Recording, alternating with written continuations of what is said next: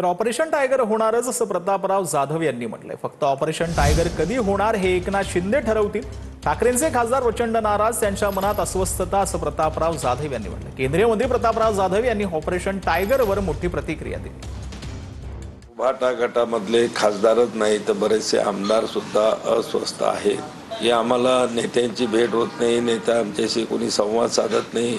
आता हे कधी व्हायचं, काय व्हायचं ते आमचे मुख्य नेते एकनाथराव शिंदे साहेब त्याचा निर्णय घेतील आणि म्हणून नक्की ऑपरेशन मुंबई गोवा महामार्ग मे महिन्याच्या अखेरीस पूर्ण होईल असं नितीन गडकरींनी म्हटलेलं आहे। महामार्गाच्या उद्घाटनाला मी जाणार नाही असं नितीन गडकरींनी म्हटलं आहे। या वर्षी मे महिना समाप्त होण्याच्या आधी मुंबई गोवा मार्ग पूर्ण होईल आणि या पावसाळ्यात तुम्हाला त्रास होणार नाही। आणि त्याचप्रमाणे कोल्हापूर टू रत्नागिरी हा 90% रस्ता पूर्ण झालेला आहे। आता एक टनेल पण बांधणार आहोत आम्ही आणि हा पण रस्ता जवळपास मे महिन्याच्या आधी पूर्ण करण्याचा पूर्ण प्रयत्न करू।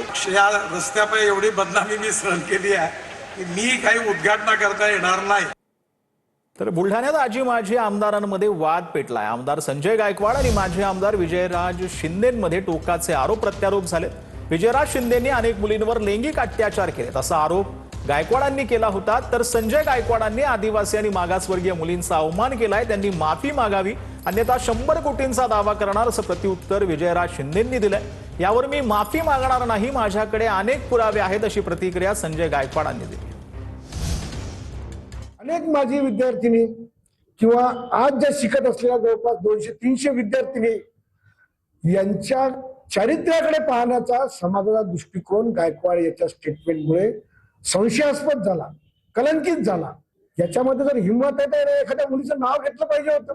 तक्रार मी पोलीस अधीक्षक आणि ठाणेदार यांच्याकडे नोंदवली आहे। बेताल, बेजबाबदार आणि लांछनास्पद केलेल्या आरोपाचा आणि वक्तव्याचा की त्यांनी 15 दिवसाच्या आतमध्ये या ठिकाणी जाहीर माफी मागावी। आता तो शिंदे इतका हुशार आहे, आपल्यावर येणारा आरोपाकरता तो आदिवासी महिला कर्मचाऱ्यांची ढाल करायचा प्रयत्न करून राहिलेला आहे। राजे मंगल कार्यालयामध्ये ज्या ज्या मुली अतिशय 10-15 मुली त्या काही सज्ञा नव्हत्या, त्यांचं तुम्ही शोषण केलेलं आहे। ॲट्रॉसिटी कायदा तुमच्यावर दाखल व्हायला पाहिजे, पास्को तुमच्यावर दाखल व्हायला पाहिजे आणि याचे माझ्याकडे सगळे पुरावे आहेत। असा एक आरोप चुकीचा नाहीये आणि राहायला माफी मागायचा विषय मी तर माफी कधीच नाही मागू शकत।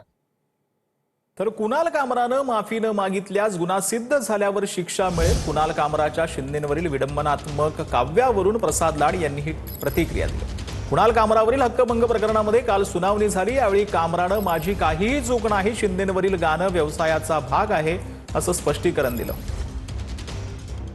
कालचा स्टेटमेंट त्यांची झाली, दरेकर साहेबांची स्टेटमेंट झाली। याच्यावरती न्यायिक पद्धतीने आमची समिती अभ्यास करते आहे। त्याच्यामध्ये लीगल ओपिनियन देखील आम्ही घेऊ।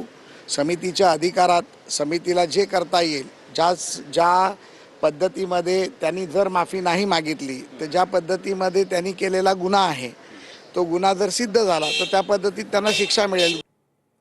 तर खराच्या जागी इतर धर्मातील व्यक्ती असतात तर वरात काढली असती असं विजय वडेट्टीवार यांनी म्हटलंय। जात धर्म न पाहता नालायक व्यक्तीला नालायक म्हणण्याची हिंमत असली पाहिजे असं वडेट्टीवार यांनी म्हटलेलं आहे। त्यांच्या घराच्या ठिकाणी एक जर मुस्लिम असता, त्याच ठिकाणी जर मुस्लिम असता किशोर भाऊ, तर अख्ख्या मुसलमानाची वरात काढली असती। पण त्यावर कोण बोलतोय? हे कोणी धर्माचा कोणत्याही जातीचा असू दे, तो नालायक आहे, त्याला नालायक म्हणण्याची ताकद असली पाहिजे, ती समाजामध्ये निर्माण केली पाहिजे। तुम्ही तर शिकलेले आहे, सावित्रीच्या लेकी माझ्या पुढे बसलेले,